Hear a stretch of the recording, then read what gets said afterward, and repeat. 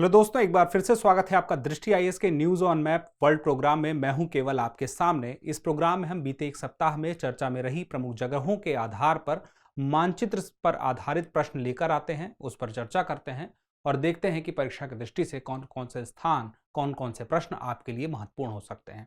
तो शुरुआत करेंगे हम सबसे पहले पिछले सप्ताह आपको दिए गए अभ्यास प्रश्न से। यह प्रश्न देखने में देखिए बहुत बड़ा है लेकिन आसान है। वर्तमान में भारतीय उपमहाद्वीप के उत्तर में हिमालय अवस्थित है, ठीक यहां तक, जो इस क्षेत्र की जलवायु को उल्लेखनीय रूप से प्रभावित करता है। इस शब्द पे ध्यान दीजिएगा, उल्लेखनीय रूप से प्रभावित करता है। यदि हिमालय के स्थान पर पूर्ववर्ती टेथिस सागर रहा होता, आपको पता है कि अगर आज जहां पे हिमालय है, हिमालय नहीं होता तो वहां पे टेथिस सागर होता और शेष विश्व का भौतिक मानचित्र आज के समान ही होता, यानी कि हम हिमालय की जगह यह सोच लें कि सिर्फ वहां पर टेथिस सागर है, बाकी सब कुछ आज की तरह है, आज के नक्शे की तरह है। तो ऐसे में भारतीय उपमहाद्वीप के जलवायु को किसके समान होने की संभावना सबसे अधिक होगी? चार विकल्प हैं, आपको देखना है कि अगर हिमालय की जगह टेथिस सागर होता तो आज की डेट में वह कौन सा स्थान है इन चारों में से जिससे भारतीय उपमहाद्वीप मिलता जुलता दिखाई देता, वहां का मौसम दिखाई देता, वहां की स्थिति दिखाई देती। संयुक्त राज्य America, democratic Republic of Congo, Australia और पेरू। चलिए सबसे पहले नक्शे पर देखते हैं। विश्व का यह पूरा का पूरा नक्शा है। यहां पर देखिए भारत आपको दिखाई देता है और यह जो कर्क रेखा है भारत को लगभग 20 से होकर काटते हुए आगे बढ़ जाती है। तो हमें एक सबसे पहले बात समझनी होगी कि अक्षांश जो होता है पूरे नक्शे पर, अक्षांश वो एक चीज होती है कि लगभग हर अक्षांश पर आपको मिलता जुलता मौसम देखने को मिलेगा। तो हमें इसी अक्षांश पर नजर बनाए रखनी है सबसे पहली बात। लेकिन आखिर यह जो हिमालय का क्षेत्र है, यहां पर जो टेथिस सागर है, अब चूंकि हिमालय है तो हिमालय के होने से उल्लेखनीय प्रभाव की बात प्रश्न में हुई थी। तो वह उल्लेखनीय प्रभाव क्या है? दो मुख्य ऐसे प्रभाव हैं जिनको आप समझ सकते हैं। पहला प्रभाव है मानसून, मानसूनी बारिश, मानसून की बारिश। आप यह समझिए कि अगर मानसून जो है किसी तरह से भारत पर, भारतीय उपमहाद्वीप में रुक जाता है और ज्यादा बारिश देता है तो उसके पीछे की वजह है हिमालय का यह क्षेत्र। हिमालय का यह क्षेत्र मानसूनी हवाओं को रोक लेता है जिसकी वजह से भारत में बारिश होती है। लेकिन हम यहां पर देखें इस क्षेत्र में तो यहां पर बारिश की वह स्थिति हमें नहीं दिखाई देती है। आगे भी उस तरह की स्थिति अपेक्षाकृत तुलनात्मक रूप से नहीं दिखाई देती है। लेकिन दूसरी बात, एक और बात, ये तो पहली थी, दूसरी बात है जो पोलर विंड होती है। पोलर विंड मतलब उत्तर की तरफ से आने वाली जो हवाएं हैं वो हिमालय की वजह से रुक जाती हैं। इसकी वजह से यहां पर उतना ठंडा इलाका देखने को नहीं मिलता जितना हमें इस अक्षांश पर अन्य क्षेत्रों में दिखाई देता है। यहां पर ज्यादा ठंडा रहता है क्योंकि ये हवाएं हिमालय की वजह से रुक जाती हैं। तो यह जो यहाँ का मैदानी क्षेत्र है भारतीय उपमहाद्वीप का, यहां पर हम देखें तो उतना ठंड नहीं है जितना अपेक्षाकृत हिमालय के उत्तर की तरफ है।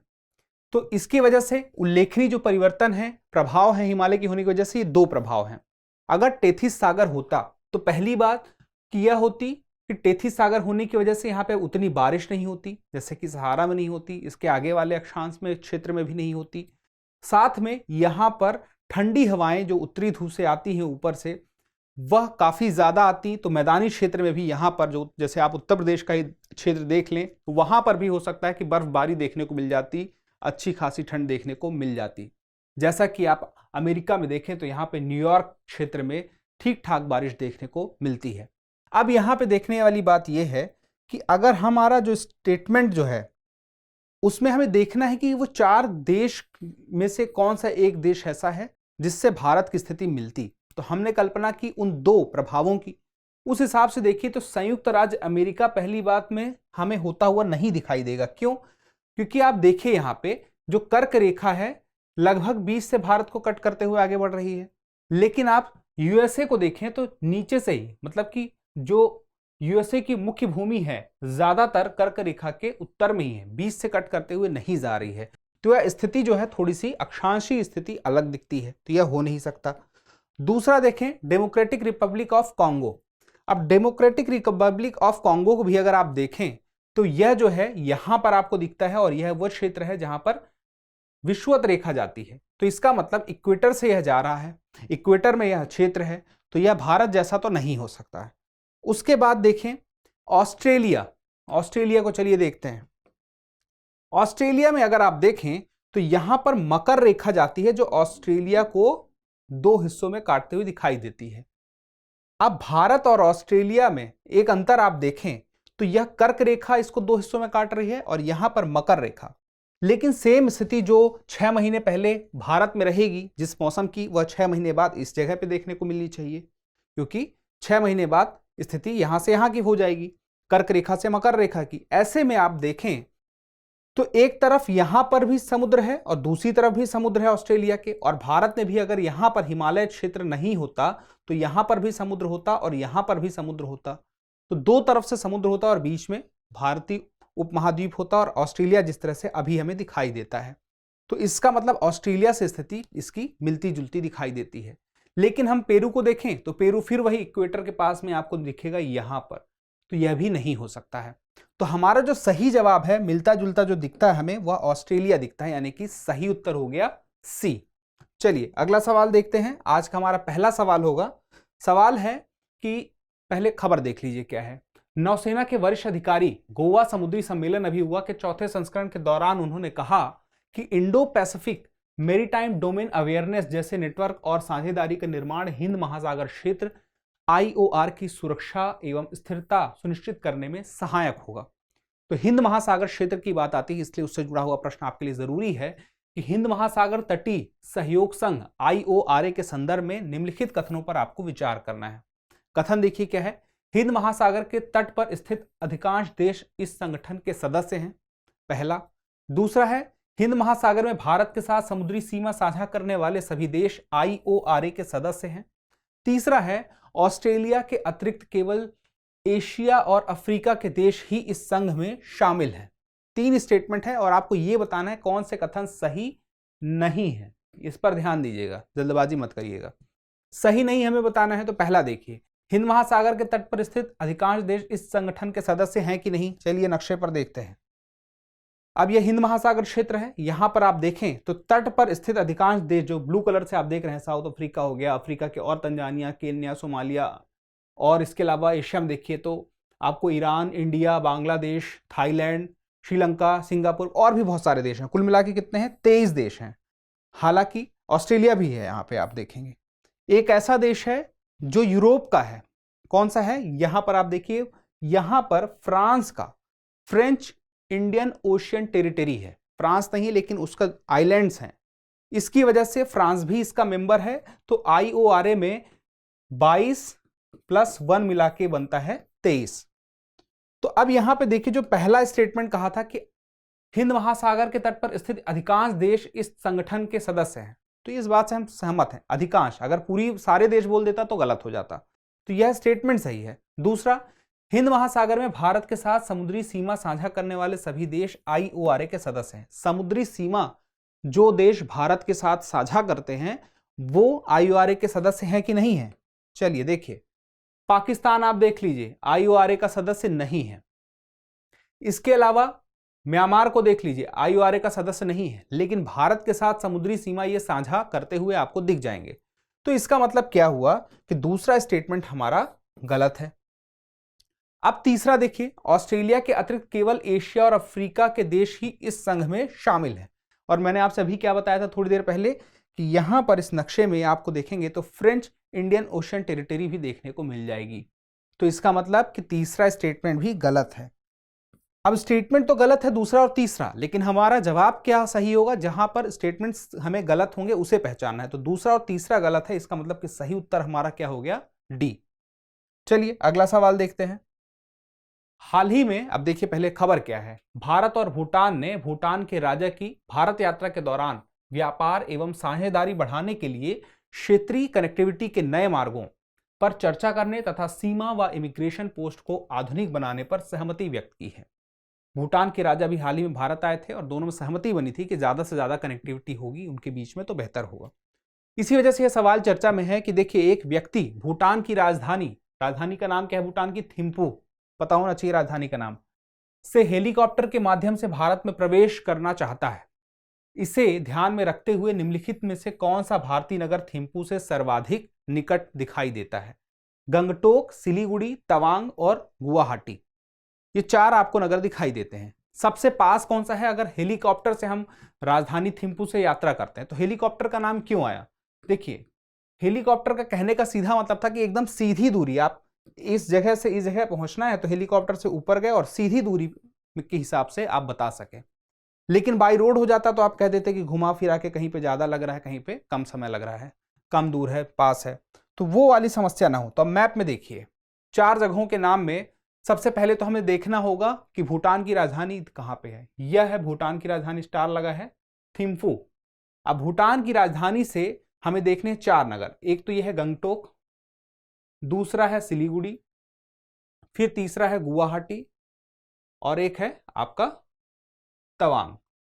तो आप देखिए भूटान सबसे पहले, जो आप इसकी राजधानी अगर देखें तो पश्चिम में है। थिम्फू भूटान में पश्चिम की तरफ है।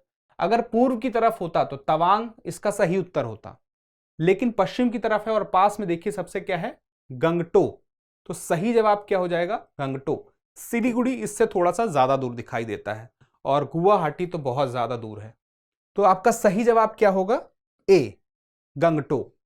चलिए अगला सवाल देखते हैं। हाल ही में, अब ये खबर पहले समझिए कि 21वीं सदी में मानवता के सामने आने वाली आम चुनौतियों एवं अवसरों को संबोधित करने के लिए चीन ने एक श्वेत पत्र जारी किया और उसका नाम है a global community of shared future, China's proposal and action. इस श्वेत पत्र में चाइना अपनी इमेज को साफ सुथरा दिखाने की कोशिश कर रहा है कि आने वाले समय में वह कितने साफ सुथरे तरीके से, किसी भी गलत तरीके का सहारा ना लिए बिना, गलत एक तरीके का मतलब क्या है, जैसे कि आपने सुना होगा कि बहुत सारे देशों को बहुत सारा कर्ज देकर फिर उसके बाद उसके संसाधनों पर किस तरह से वह हक जमाने का प्रयास करता है, उसका इस्तेमाल करने का प्रयास करता है, प्लस इसके अलावा जो उसका व्यापार करने का तरीका है, किस तरह से वह हमेशा से प्रश्न चिन्ह उस पर लगता रहा है। तो उसको वह साफ सुथरा दिखाने के लिए यह श्वेत पत्र लेकर आया है। अब इस श्वेत पत्र लाने के कारण उसका बॉर्डर एंड रोड इनिशिएटिव जो BRI है, पहले इसका नाम क्या था, वन बेल्ट वन रोड, यह चर्चा में आ गया है। इसको देखते हैं कि चीन के चर्चित बॉर्डर एंड रोड इनिशिएटिव के संदर्भ में निम्नलिखित कथनों पर विचार कीजिए। पहला है, इसका उद्देश्य एशिया के विभिन्न क्षेत्रों, अफ्रीका और यूरोप के बीच कनेक्टिविटी को बढ़ाना है। दूसरा देखिए, यह एक मल्टी मॉडल परियोजना है। तीसरा है, एशियाई राजमार्ग 1 यानी कि AH1 इस परियोजना का भाग है। आपको बताना है उपयुक्त में से कितने कथन सही है, इस बात का विशेष ध्यान रखिएगा। केवल 1, केवल 2, सभी 3 या कोई भी नहीं। अब चलिए हम एक तरफ से देखते हैं नक्शे पर। सबसे पहले तो चीन का जो वन बेल्ट वन रोड है, अब इसी को हम क्या बोलते हैं, BRI। 10 वर्ष इसके अभी हाल में पूरे हुए हैं, ये भी आपको पता ही होगा, खबरों को आपने कवर किया ही होगा।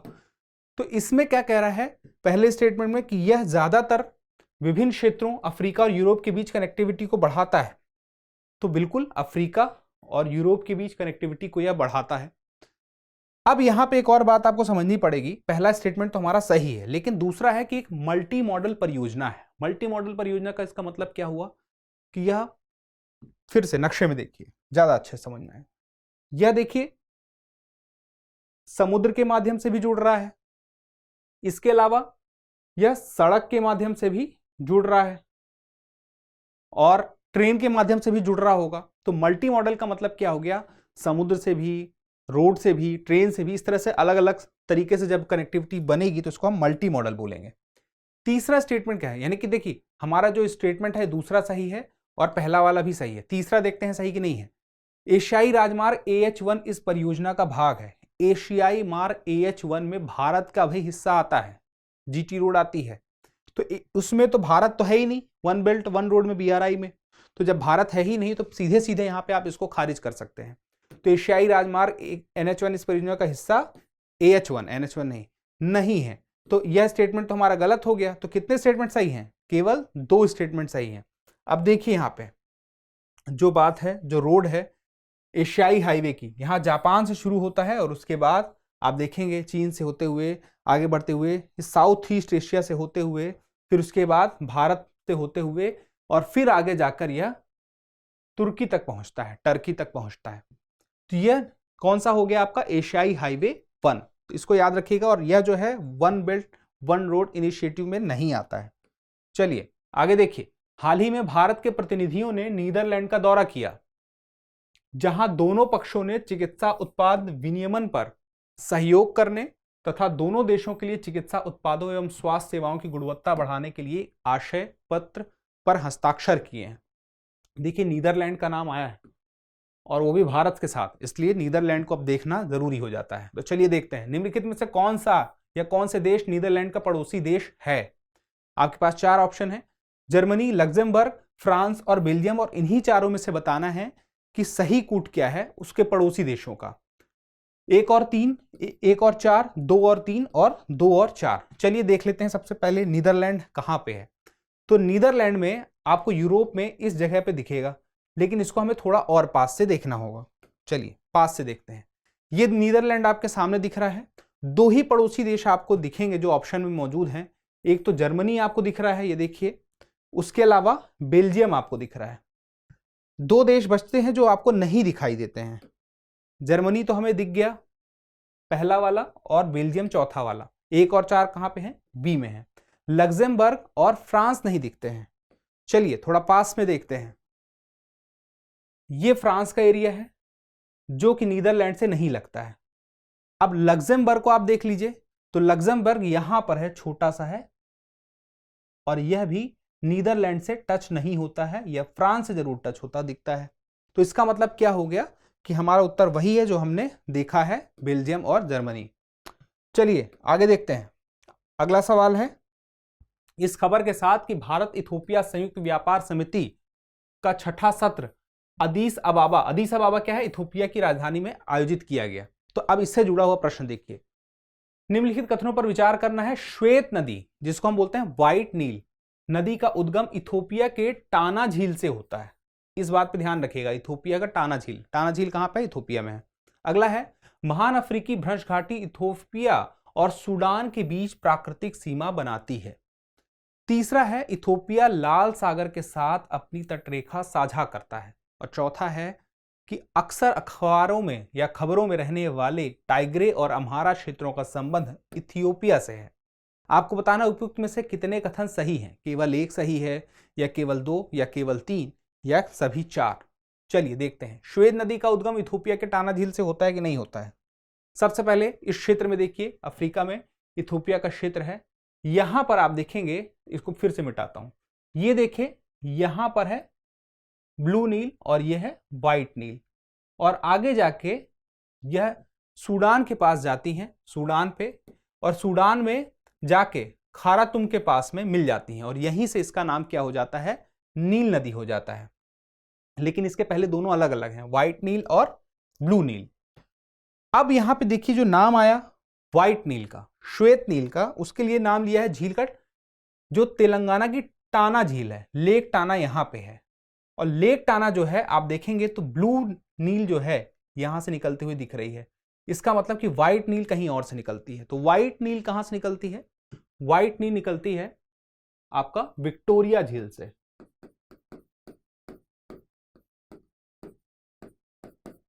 और जो टाना झील है उससे निकलती है ब्लू नील।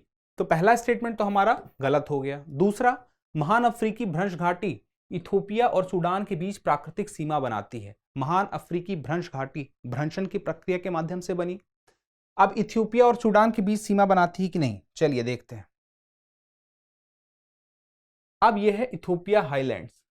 इसी के बगल में आप इस तरफ देखें तो आपको भ्रंश घाटी का क्षेत्र दिखाई देगा, ये पूरा। अब आप देखें किस देश का नाम लिया गया है? सूडान का। सूडान इथोपिया के इस तरफ है, आप देखेंगे तो पश्चिम की तरफ है, जबकि जो इथोपिया हाईलैंड जहां से यह पूरी की पूरी घाटी है, यह जो है इथोपिया के बीच में है। तो जो हम घाटी की बात कर रहे थे स्टेटमेंट में, महान अफ्रीकी भ्रंश घाटी की, अगर वह भ्रंश घाटी इसको 2 हिस्सों में बांटती है अफ्रीका को, तो इथोपिया जो है 2 हिस्सों में बढ़ जाएगा बीच से। तो आधा इथोपिया अफ्रीका के साथ रहेगा, आधा अलग हो जाएगा।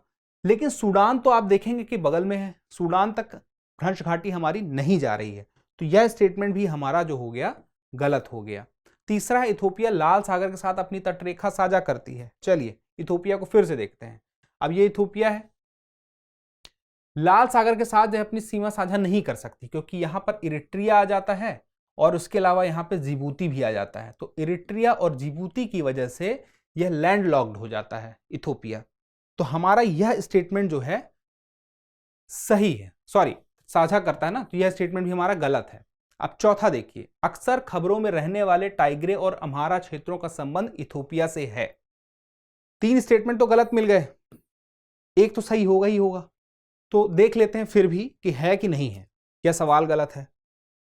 नाम देखिए क्या क्या है, टाइग्रे और अम्हारा। अब इसको ढूंढते हैं नक्शे पर। तो इथोपिया के नक्शे पर आपको मिलेगा टाइग्रे और अम्हारा और ये उसकी राजधानी है।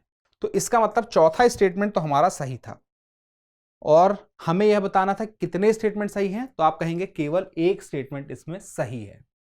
चलिए अब आगे देखते हैं। अगला सवाल है, इस खबर के साथ कि हाल ही में भी भारत अमेरिका 2+2 मंत्री स्तरीय संवाद हुआ और 5वें संस्करण का आयोजन किया गया था, जिसमें दोनों देशों ने रक्षा, सेमीकंडक्टर, उभरती प्रौद्योगिकी, अंतरिक्ष, स्वास्थ्य आदि सहित द्विपक्षीय सहयोग के लिए विभिन्न क्षेत्रों में प्रगति पर प्रकाश डाला।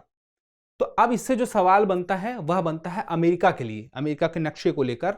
वहां पर हमें बताना होगा भौगोलिक इकाई और उसकी विशेषता। इस पे हमें देखना होगा कि कितने युग्म सुमेलित हैं, कितने नहीं हैं, उसके हिसाब से जवाब निकलेगा। पहला है टेक्सास राज्य और इसके सामने क्या लिखा है कि क्षेत्रफल के आधार पर यूएसए का सबसे बड़ा राज्य। दूसरा है चेसापीक खाड़ी, वाशिंगटन डीसी के निकट। तीसरा है मिशिगन झील, पूरी तरह से यूएसए में विस्तृत झील है। चलिए अब देखते हैं कि उपयुक्त में से कितने, 1 और 2, 1 2 3, केवल 2, 2 और 3। चलिए टेक्सास को देख लेते हैं सबसे पहले। यह यूएसए की मुख्य भूमि है। इसके अलावा अलास्का जो यहां पर है उसको इस नक्शे पर यहां पर बना दिया गया है, इसलिए कंफ्यूज मत होइएगा, यहां पे कनाडा लिखा भी हुआ है। तो सबसे बड़ी बात कि अगर हम मुख्य भूमि को देखें यूएसए की, तो यहां पे टेक्सास हमें सबसे बड़ा राज्य तो दिखता है, लेकिन अलास्का को भी अगर हम शामिल कर लें, यह जो अलास्का है और आपका यहां पर टेक्सास है, अलास्का और टेक्सास में बड़ी बात यह है, यहां तक मान लीजिए कि अब जो है अलास्का ज्यादा बड़ा है। हालांकि इस नक्शे पर आपको कम लग रहा हो क्योंकि ये दोनों का स्केल देखिए, यहां पे स्केल लिखा है 200 और यहां पे 100, स्केल यहां पर इसका दुगना है सीधे सीधे। इसका मतलब कि अलास्का इससे काफी बड़ा है। वो आप वहां पर देख भी सकते हैं, इसमें और इसमें अंतर भी आप देख सकते हैं। तो अगर सिर्फ मुख्य भूमि की बात बोलता तो एक बार के लिए टेक्सास को बोल सकते हैं, लेकिन संपूर्ण यूएसए की बात किया है तो अलास्का मुख्य भूमि से थोड़ा अलग है लेकिन यूएसए का ही हिस्सा है। इस वजह से हमारा जो पहला स्टेटमेंट है या हम कहेंगे युग्म है वह गलत है। टेक्सास राज्य क्षेत्रफल के आधार पर यूएसए का सबसे बड़ा राज्य नहीं है, दूसरे नंबर का सबसे बड़ा राज्य है। किस नंबर का है? सेकंड है। फर्स्ट कौन सा है? अलास्का। उसके बाद देखिए चेसापीक खाड़ी वॉशिंगटन डीसी के निकट है कि नहीं है। चलिए यहां पर देखिए वॉशिंगटन डीसी है और चेसापीक की खाड़ी इस जगह पर मौजूद है। तो आपको यह बात भी कंफर्म हो गई कि चेसापीक की खाड़ी वॉशिंगटन डीसी पर है। इसका मतलब कि यह युग्म हमारा सही है, पहला वाला नहीं था। अब तीसरा वाला देखते हैं। मिशिगन झील पूरी तरह से यूएसए में विस्तृत झील है या नहीं है, इसको देखना पड़ेगा। तो चलिए इसको भी नक्शे पर देखते हैं। देखिए 5 ग्रेट लेक्स के बारे में हमने पहले कई बार बात की है, जिसमें से जो बाकी के लेक्स हैं उनकी हम बात करें तो लेक ओंटारियो, लेक इरिट्री और लेक ह्यूरॉन और लेक सुपीरियर, ये सारे के सारे कनाडा और अमेरिका दोनों के साथ सीमा साझा करते हैं। लेकिन लेक मिशिगन ऐसा लेक है जो कि पूरी तरह से अमेरिका में है, कनाडा के साथ अपनी सीमा साझा नहीं करता है। और ये आप देखिए यहाँ पर जो युग्म की बात हुई है तो युग्म में भी यही पूरी तरह से यूएसए में विस्तृत झील है। इसका मतलब कि यह हमारा सही है। तो 2 और 3 इसमें युग्म जो है सुमेलित है। तो सही उत्तर हमारा क्या हो जाएगा? डी, 2 और 3। चलिए अगला देखते हैं। हाल ही में मीना माता कन्वेंशन के पक्षकारों का 5वां सम्मेलन हुआ, जिनेवा में आयोजित किया गया था। उसी के आधार पर कुछ शहरों को हम लेंगे और उसके साथ देखेंगे कि उनका देश कौन सा है। चलिए बताना है। मिनीमाता के सामने जापान, स्टॉकहोम के सामने डेनमार्क, मॉन्ट्रियल के सामने कनाडा, किगाली के सामने रवांडा। आपको बताना है कि कितने युग्म सुमेलित हैं। केवल 1, केवल 2, केवल 3 या सभी 4? अब आपको एक आसान बता देता हूं कि इन चारों में से एक युग्म ऐसा है जो सुमेलित नहीं है। बहुत आसान है, बिल्कुल पता होगा, कमेंट करके एक बार बताइए, फिर हम नक्शे पर भी देख लेते हैं। चलिए एक तरफ से देखते हैं, मॉन्ट्रियल ये कनाडा में है, उसके बाद किगाली आप यहां पे लिखा देख रहे हैं लेकिन यहां पर है, रवांडा में है इस जगह पे। अब उसके बाद जापान में है मिनामाता। अब बचता है चौथा, स्टॉकहोम। स्टॉकहोम जो है यह स्वीडन में है, यहां पर है, ना कि डेनमार्क में है। तो याद रखिएगा स्टॉकहोम कहां पर है, स्वीडन में है, जबकि यहां पर हमने देखा डेनमार्क लिखा हुआ है। तो ये हमारा युग्म गलत है। तो कितने युग्म सुमेलित हैं? 3 युग्म सुमेलित हैं। तो सही उत्तर क्या हो जाएगा? सी, केवल 3 युग्म। अगला देखते हैं, हाल ही में समुद्र के भीतर एक ज्वालामुखी उद्गार हुआ। यह सवाल बहुत ही महत्वपूर्ण है कि फ्रीटो मैग्मेटिक उद्गार इसको बोलते हैं। फ्रीटो मैग्मेटिक उद्गार का मतलब क्या है? इस उद्गार का मतलब यह है कि एक ऐसा उद्गार जो बहुत तेज हुआ और बहुत विस्फोट के साथ हुआ, और यह उद्गार तभी हो पाएगा जब पानी की प्राप्ति हो, यानी कि कोई वाटर बॉडी के साथ हो, जैसे समुद्र का क्षेत्र है वहां पर होगा तो ही फ्रीटो मैग्मेटिक उद्गार होगा, के कारण जापान में एक नए द्वीप का निर्माण हुआ। चलिए अब देखते हैं, फ्रीटो मैग्मेटिक उद्गार के संदर्भ में निम्नलिखित कथनों पर विचार कीजिए। पहला है, इस प्रकार के ज्वालामुखी उद्गार प्रशांत महासागरीय प्लेट और यूरेशियाई प्लेट के सीमांत पर सामान्य है। दूसरा है, जापान फिलीपींस आदि द्वीप समूह मुख्यतः ज्वालामुखी क्रियाओं से निर्मित हैं। तीसरा है, अमेरिका का हवाई द्वीप समूह अभिसारी प्लेट सीमांत पर स्थित है। चलिए अब इसको हमें समझना होगा कि कितने इसमें से कथन सही है। सबसे पहला, इस प्रकार के ज्वालामुखी उद्गार प्रशांत महासागरीय प्लेट और यूरेशियाई प्लेट के सीमांत पर हैं। हम देख लेते हैं दोनों का प्लेट सीमांत। अब आप देखें तो आपको यह दिखाई देगा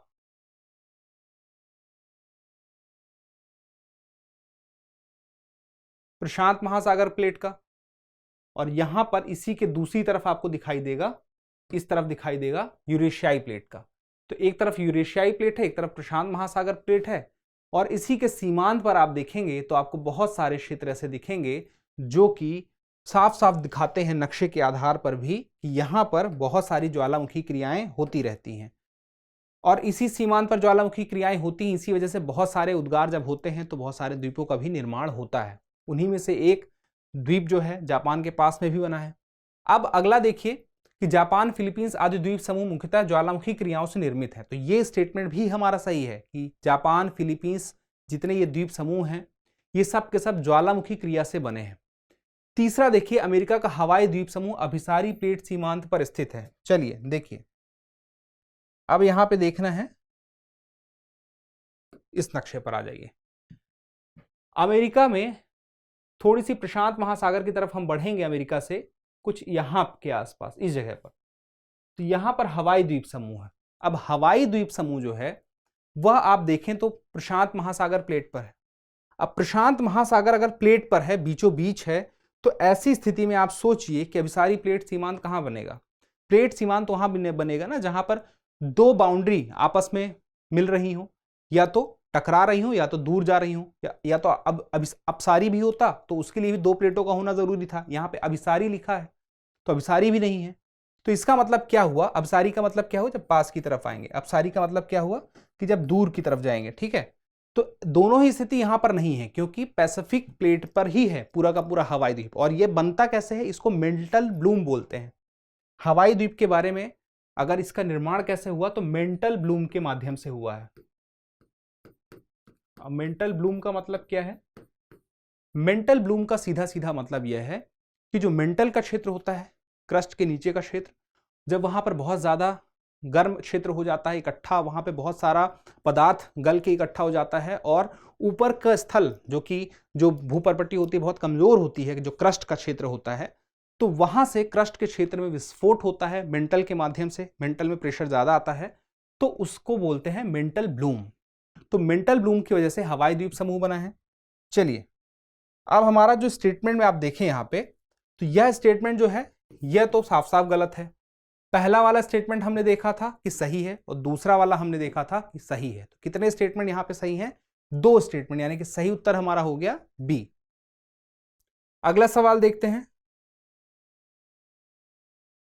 देखिए, जापान के पास, जहां पर इस क्षेत्र के पास में अभी जो हाल ही में द्वीप का निर्माण हुआ है ज्वालामुखी प्रक्रिया के माध्यम से, यहां पर हुआ है। ये पैसिफिक रिंग ऑफ फायर है। यहाँ पे आपको पता है कि 75%, ये पूरा का पूरा पैसिफिक रिंग ऑफ फायर जो है प्रशांत महासागर क्षेत्र में किनारे किनारे दिखेगा, और 75%, 75% ज्वालामुखी प्रक्रियाएं आपको यहीं पर देखने को मिलेंगी। अगला देखते हैं। हाल ही में म्यांमार जुंटा नेता ने कहा कि हिंसक झड़पों से देश की अखंडता खतरे में पड़ सकती है। अब ये देखिए, जुंटा नेता क्या है? देखिए, सैन्य शासन का ही एक तरीका है। पाकिस्तान में जब सैन्य शासन लगता है तो वहां पर जो आर्मी का सबसे प्रमुख व्यक्ति होता है वो राष्ट्रपति के पद को पकड़ लेता है और उसी में से कोई प्रधानमंत्री का पद पकड़ लेता है। लेकिन जुंटा जब होता है, किसी क्षेत्र में जुंटा का शासन लगता है, तो जो सैन्य शासन होता है उसी हायरार्की को ये लोग वहां पर अप्लाई कर देते हैं शासन के लिए। यानी कि सैन्य शासन का जब पूरे देश में शासन स्थापित हो जाता है तो वहां पे जैसे आर्मी का सबसे प्रमुख व्यक्ति होगा वो अपने ही पद पर रहेगा। ऐसा नहीं कि वो राष्ट्रपति के पद पर चला जाएगा, वो अपने पद पर रहते हुए ही शासन करेगा। पाकिस्तान में जबकि ऐसा नहीं होता है, वहां पे राष्ट्रपति बन जाते हैं। ऐसे ही आपको समझना होगा कि जुंटा जो है, जुंटा के अगर नेता है तो यहाँ इसका मतलब क्या होगा? उस देश में शासन करने वाले प्रमुख नेता में से एक होंगे। तो इसी में हमें बताना है, म्यांमार को ध्यान में रखते हुए, कि मेकांग नदी म्यांमार में अपने तट के दोनों ओर विस्तृत मैदान का निर्माण करती है। दूसरा है, मर्तबान की खाड़ी केवल म्यांमार के भूभाग से घिरा हुआ है। तीसरा है, शान का पठार म्यांमार के पूर्वी भाग में स्थित है। आपको बताना है इनमें से कौन से कथन सही है। चलिए, मेकांग नदी को सबसे पहले देखते हैं। मेकांग नदी आपको यहां पे पूर्वी तिब्बत से आगे बढ़ते हुए दिखाई देगी और आगे जाते हुए यह म्यांमार के साथ आप देखेंगे तो ये सीमा साझा करता हुआ दिखेगा लाओस का। उसके बाद फिर आगे की तरफ यह बढ़ जाएगा, ठीक है, और फिर आगे बढ़ते बढ़ते बढ़ते फिर आगे पहुंचता है। लेकिन आप देखिए स्टेटमेंट में क्या कह रहा है, म्यांमार में अपने तट के दोनों ओर विस्तृत मैदान का निर्माण। जबकि यह क्या कर रहा है, यह सिर्फ किनारे किनारे से निकल गया है, एक तरफ से ही सीमा के पास, अंतरराष्ट्रीय सीमा इसकी म्यांमार की निर्धारित करते हुए आगे बढ़ जाता है। अगर यह बीच से कहीं ऐसे जाता तब तो होता कि दोनों तरफ मैदान का निर्माण हो रहा है, जबकि ऐसी स्थिति हो नहीं रही है। उसके बाद आप देखें, मर्तबान की खाड़ी केवल म्यांमार के भूभाग से घिरा हुआ है। अब चलिए मर्तबान की खाड़ी को हम समझ लेते हैं। गल्फ ऑफ मर्तबान यहां पर है, मर्तबान की खाड़ी। अब मर्तबान की खाड़ी में यहां तक म्यांमार का क्षेत्र आता है, इसके अलावा यहां भी म्यांमार का क्षेत्र आता है। तो जब तीन तरफ से अगर यह गल्फ ऑफ मर्तबान म्यांमार से ही घिरा हुआ है तो हमारा यह जो स्टेटमेंट है वह पूरी तरह से हमें सही दिखाई देता है कि मर्तबान की खाड़ी केवल म्यांमार के भूभाग से है, उसके अलावा वह अपना ही क्षेत्र है चौथी ओर से। तो यह स्टेटमेंट तो हमारा सही हो गया। शान का पठार म्यांमार के पूर्वी भाग में स्थित है। शान के पठार को चलिए देख लेते हैं। यह आपको शान का पठार दिखेगा, म्यांमार के पूर्वी भाग में है। तो इसका मतलब क्या हुआ कि यह स्टेटमेंट भी हमारा सही है। तो दूसरा और तीसरा दो स्टेटमेंट सही है, यानी कि सही उत्तर हमारा क्या हो जाएगा? डी, सही उत्तर। चलिए अगला सवाल देखते हैं। हाल ही में विशेषज्ञों ने कहा कि जलवायु परिवर्तन के कारण टिटिकाका झील सिकुड़ रही है। अब इससे जुड़ा हुआ प्रश्न है, निम्नलिखित को उत्तर से दक्षिण के क्रम में हमें व्यवस्थित करना है। बैकाल झील, सुपीरियर झील, टिटिकाला झील और विक्टोरिया झील। सही कूट का चुनाव करना है और हमें बताना है उत्तर से दक्षिण के क्रम में, ठीक है। चलिए उत्तर से दक्षिण के क्रम में हम एक तरफ से बढ़ते हैं। सबसे पहले चारों झील हमें नक्शे पर दिख रही हैं लाल कलर से। सबसे उत्तर में है लेक बैकाल। इसमें क्या करना होगा, अक्षांश के आधार पर हम जब आएंगे नीचे तब हमें पता चलेगा। सबसे ऊपर के अक्षांश पर है इन चारों में लेक बैकाल, फिर उसके बाद लेक सुपीरियर, फिर उसके बाद हम देखेंगे लेक विक्टोरिया, फिर उसके बाद हम देखेंगे लेक टिटिकाका।